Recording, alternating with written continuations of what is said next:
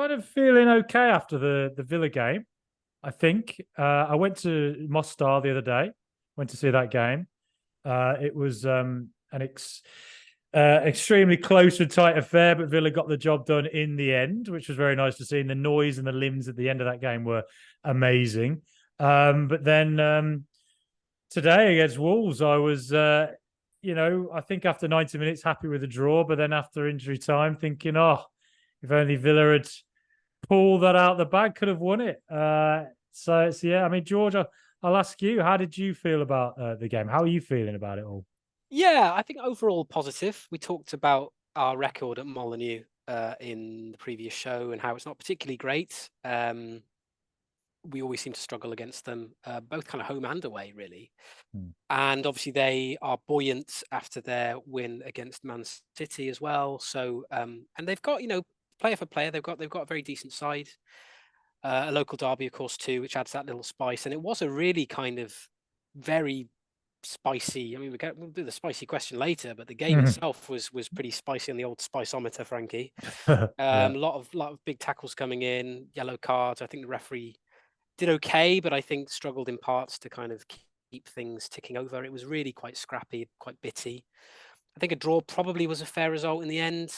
They had some really good chances to go 2-1 up after that sort of like scrambling period at the start of the second half where they scored and then we scored a couple of minutes later.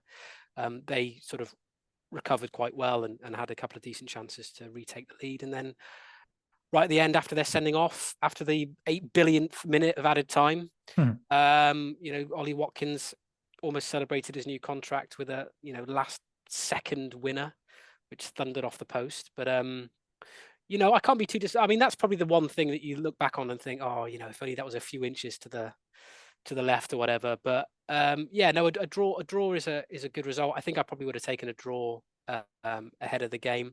It was an interesting lineup, wasn't it, Frankie? The fact that we started with Carlos at the back, his first start in a while. And also, can I just say how chuffed I am that Pau Torres got his first goal for the club, and he looked absolutely delighted with it. So it was nice for him, nice for his confidence, because I think he's really developing as a player. You might actually question his defending in regards to the first goal. I think perhaps we talked about his physicality or lack thereof in previous shows. I think he gets sort of brushed past quite easily by Neto, who is a fantastic player, but perhaps he got outmuscled a bit too easily for their first goal. But more than made up for it with a really, really nice finish coming out from the back post to knock it in after 2 minutes after we conceded. So it was a solid point, and we just keep rumbling on, as I said earlier, and it puts us in a good position heading into the international break. I think I liked. Villa's set up first half. It's almost like Wolves and Villa slightly cancelled each other out, but I think the first 15 minutes Villa were definitely on top and looked to the team with with better rhythm. I think Unai Emery clearly identified the wide areas as Wolves' sort of main attacking thread, and I think both sides did a good job in nullifying the most threatening attackers.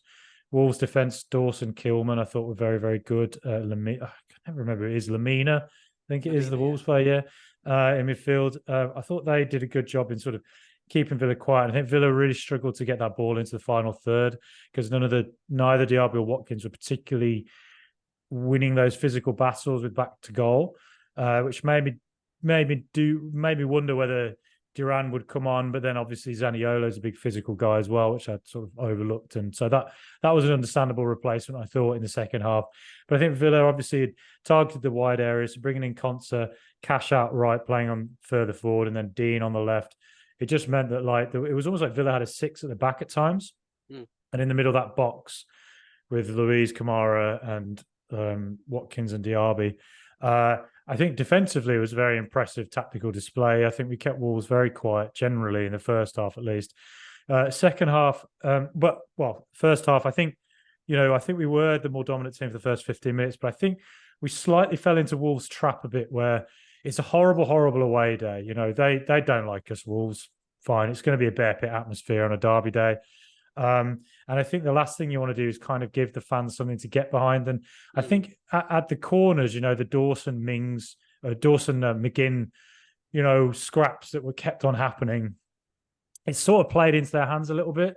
And I could hear the crowd getting more tetchy and angry and annoyed. And I think that also then led to sort of upping the atmosphere within the Wolves players themselves. I think Wolves came back into it then, and then it was very stop-start, endless fouls. Anytime a Villa player gets past a Wolves player, he's pulled back and down he goes.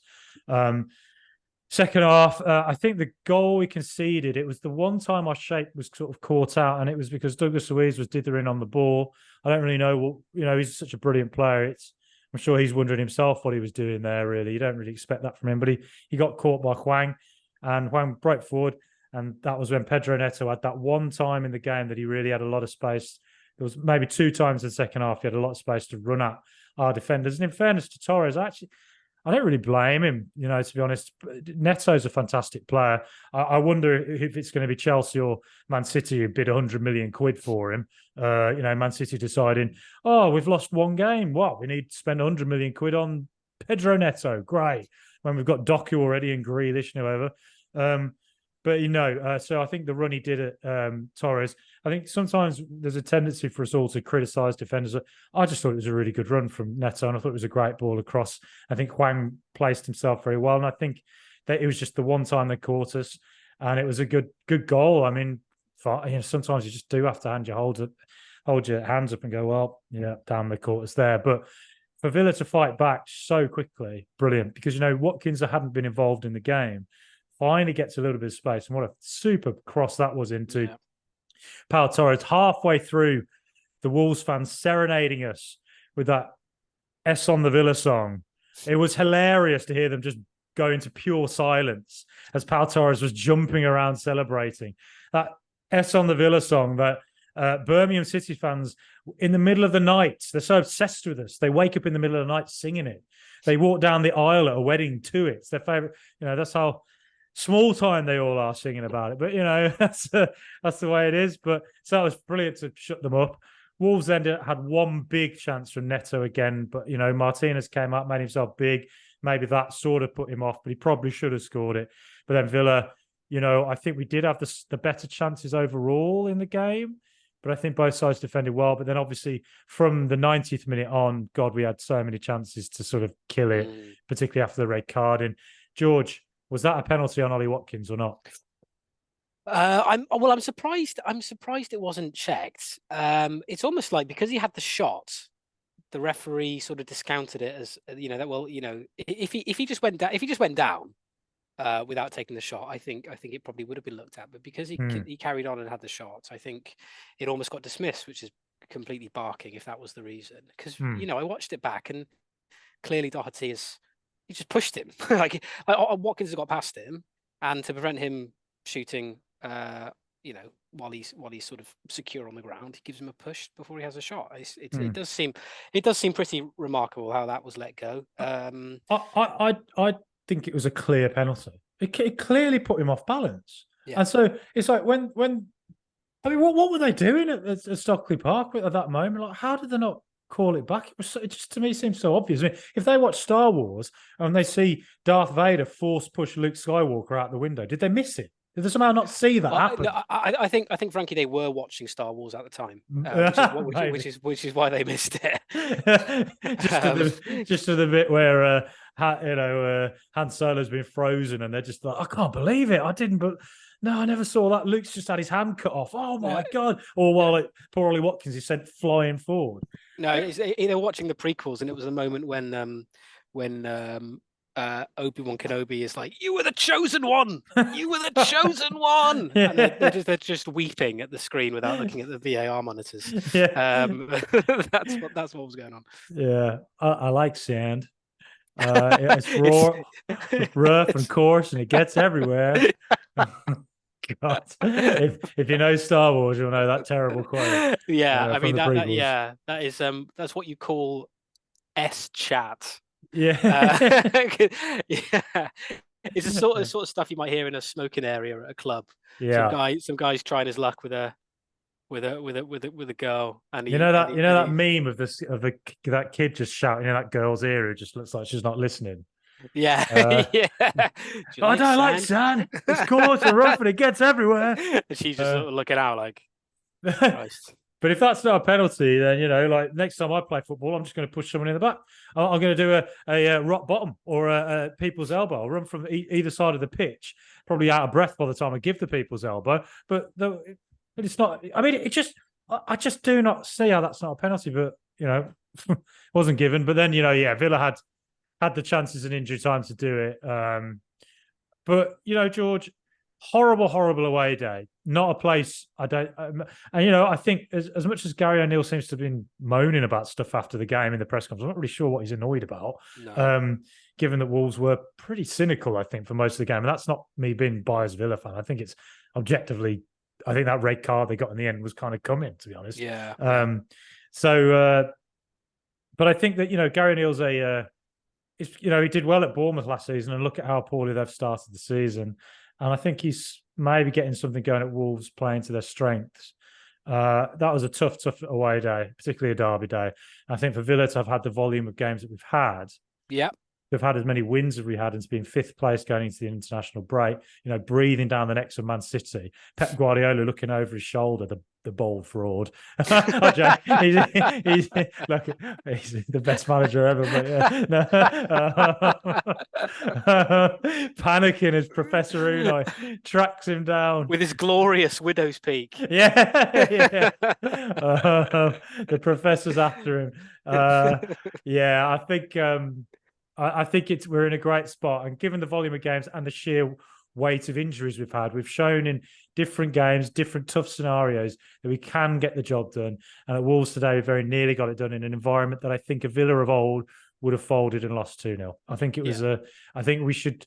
It's annoying we didn't win, and there weren't. It wasn't a perfect display, but there was a lot actually that I was quite pleased with. I thought there'll be a lot of big teams, Man City included, who will go to Molineux and lose. Bold fraud. The big loser. But obviously we came out of there with a point, and I think, as you said, Frankie, like, we played midweek. It's not something that we're used to doing. A lot of the players that played on Thursday had to, get back out there for today's game away at Wolves. Again, as I say, tricky game. So to make it out there with a point, we could have won it, but a point is really good. I think, and Emery in the post-match interview sounded pretty pleased with how it went, and I think he should be. And then obviously after the international break, hopefully we'll have the likes of Moreno back fit, which will be a big boost. I don't know what the Ramsey situation is, but hopefully it'll be a case where we'll have a couple of other players back, and then we'll be refreshed. Ollie will be fresh after his hat trick for England, we can go again after the break. I'll say, actually, I think Alex Moreno, I think it'd be good to have him back. Sounds like he might be back after the international break. It's a really bad hamstring tear. I don't feel like players are out like for 6 months with a hamstring tear. So it's quite rare that it's as bad as it is, I think. And it's one of them that, when I've read players, like Michael Owen describing when he had it, and you sort of lose your confidence a bit sometimes when you're a fast player like Owen was, about whether it's going to go again. And so maybe, hopefully Moreno's okay and comes back soon, because I really think when I went to the Mostar Zielinski game, and when I saw Wolves today, I thought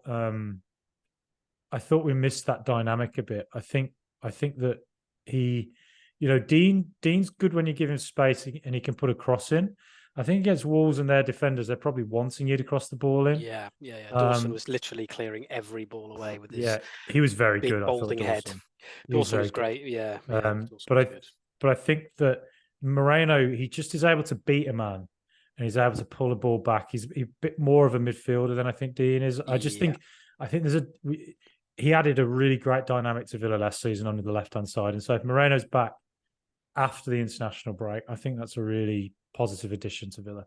Yeah, definitely. I think, as you say, he's a different type of left back to Dean. And to give Dean credit in Moreno's absence, I think on the whole he's done pretty well. A couple of couple of issues, but generally speaking, he's done well. But he's a different, as I said, he's a different type of left back, and he's a sort of player that we'll utilize in certain games, and then in others, Moreno will come in and do what he does. So yeah, it's great. It's good to have the options. It's good to mix things up tactically. That's what Emery likes to do. I think that's why we brought in Carlos to try and sort of mitigate Wolves' threats, and we did that. We did that largely well. So yeah, it's all good. George and I could get a bit Jerry Springer here as the drama flows in this, the spicy question. And today, George, Aston Villa sit pretty in fifth. Is there any chance that Professor Unai's men can make the Champions League this season? Frankie, you are not the father. bit of Jerry Springer there for you. That was a bit. I grew up on that. Yeah, exactly. I mean, it's probably had its day. Let's be honest. Yeah, it was very much of its time. Yeah, we don't need any more of that. You know, Frankie, Jerry. As you're smashing my skull in with one of the studio chairs, the security trying to wrestle it off you. Yeah. Yeah. I don't see why not. I think today's results away from Molineux seem to suggest that, you know, everyone's getting points off each other. It's very competitive at the top. At the top, Man City losing 2 on the bounce. I don't think too many would have predicted that happening. You know, Brighton coming back against Liverpool losing to Spurs, Spurs narrowly beating Luton. You know, West Ham coming back against Newcastle. Like it's at the moment it's great. It's brilliant entertainment. I mean, it's all to play for, and just to be in the mix is brilliant. It would be nice, as we were saying, about getting some of our injured players back in action. I think that can only help us. Yeah, I think we've started the season really strongly. I think if you asked me in August that by, you know, the middle of October we'd be 5th in the table, I'd be very, very happy with that. And yeah, we're very much in the mix for the top 5. And as we said before, aside from, you know, a couple of games this season, we've been really competitive against everybody that we've played, which has been good. You know, obviously beating Chelsea was a really good result. You know, so beating Brighton the way we did was a fantastic result. So yeah, it's been a great start, and if we can kind of continue the way we have been, you know, improving where we can, obviously, trying to keep our players injury free as much as we can, then yeah, I don't see why not. I said last week that from what what I can see of United and Chelsea, you know, United really struggled against Brentford, and were lucky really to get something out of that game. Okay, Chelsea turned it around against Burnley, but I still think that they are works in progress, and they're going to slip up through the season, over the course of the season. Whereas I think under Emery and with the players that we've got, I think we're a much more consistent side. I think if we, generally speaking, if we lose games, we won't tend to lose them that heavily. You know, you'd like to think so anyway. And we will get some really good results as well against some of the big sides. So yeah, I think we've got a really, really good shot. It's early days, but I think we've got a good shot.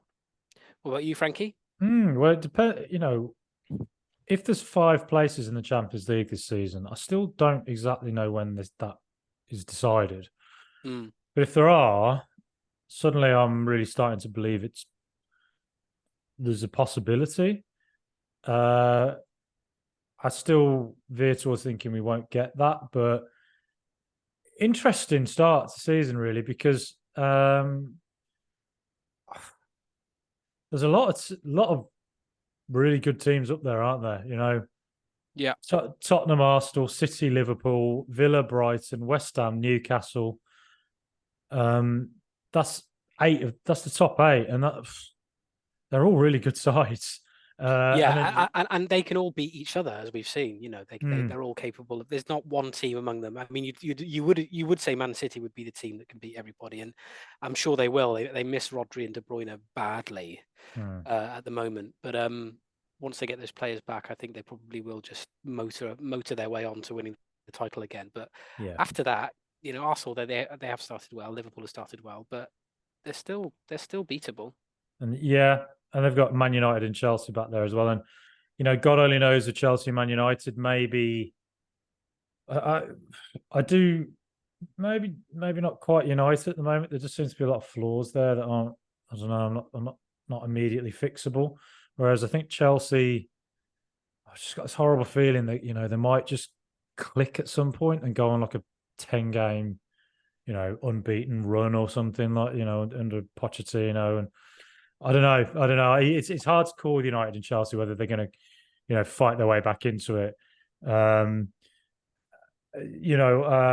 It's really hard to call this season. Like Tottenham, top of the league at the moment after 8 games. I mean, surely they're going to level out at some point. Yeah, I think so. I think they will. I just think they lack a little bit of quality, I think, to win the title for sure. But top 4, top 5 for them is definitely achievable. And then you got Newcastle there. I mean, if I'm to say who I think which teams do I think are better than Villa, I would say Arsenal, City, and Liverpool. They're the 3 that I think are just definitely better. Yeah. But the others,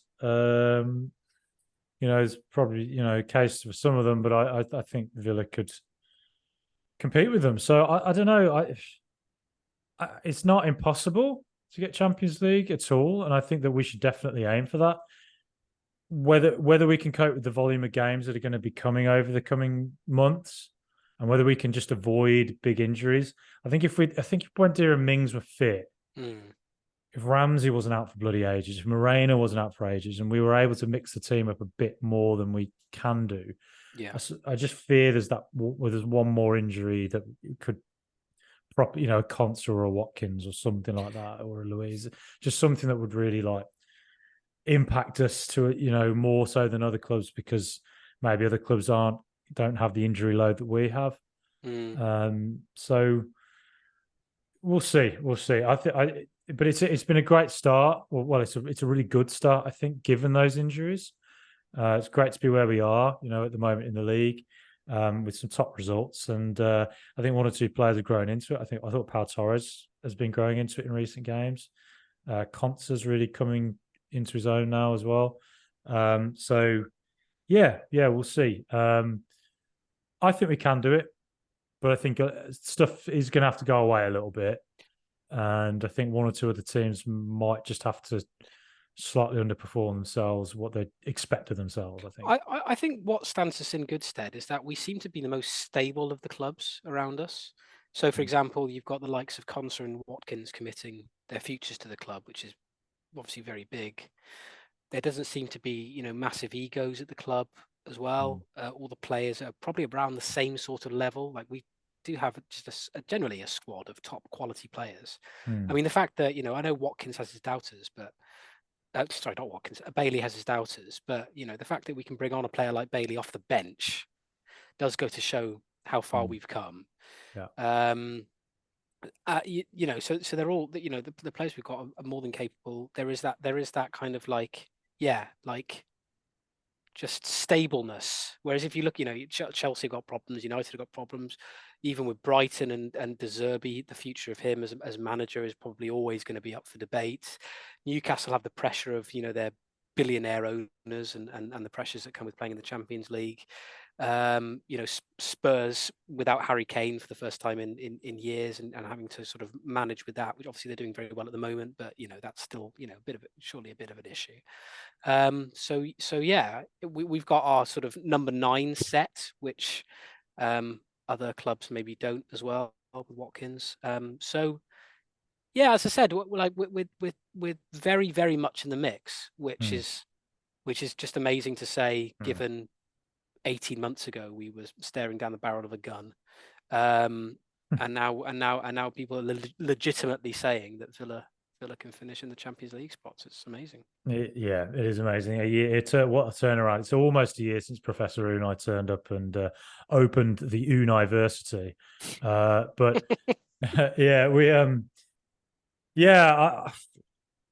because I sort of don't want to get ahead of myself, but I keep saying after every I listen to a lot of football podcasts, a lot of non-Villa ones as well, and I still feel there's a slight vibe out there of slightly underestimating Villa. Before the Brighton game, I was hearing stuff about how Brighton would just turn up and, control Villa. And that to me suggested, people not watching us. And I hear, again, a lot of people talk, particularly at Villa Park, where we don't get dominated now, really. And maybe people suggesting, that you're not sure what Villa you're going to get, because we went out to Everton in the Carabao Cup. We lost in Warsaw, but then in the league, we've been a lot better. But again, that to me suggests you don't quite pay, you're not quite seeing the full picture in that, like Villa have so many injuries, and that Emery, the European stalwart that he is, knows he has to mix his team up. He has to do it. He can't keep playing the same players over and over again. And he's mixing that team up, but he's not able to use players he'd normally use in those reverse roles because they're not fit. Yeah. And also he's having to bring in some squad players who, to be honest, don't necessarily look like they've ever really quite suited Emery's style, or at times have, but not always. And so I think I think at the moment I think that injury list is a bit of an issue. But like I said, I do think there's a slight vibe where I'm like, I do feel like there is a sense that I think Villa, to my mind anyway, that I still think Villa are a little bit underrated. And I was even one, again, very famous podcast, I think very, very famous one. And they were saying that one guy on it was saying Villa's result against Brighton wasn't even that impressive. That these things happen with Brighton, and I don't know. I just think there's a sense with Villa at times that we're sort of little Villa and we should know our place. And maybe now we're actually beyond that, and it's time for us as a or as ourselves, and me included, to recalibrate. Think actually, like, Villa can do this. Like Tottenham did it. No one thought they could 12 years ago. Atletico Madrid did it in Spain when no one thought they could. Why can't Villa dare to dream? And I know it's extremely competitive in the Premier League, particularly now. It's bloody hard. So many good teams. But, things can go, a bit of luck can come your way, as well as consistently playing well. Champions League it's believable, at least in the next couple of years.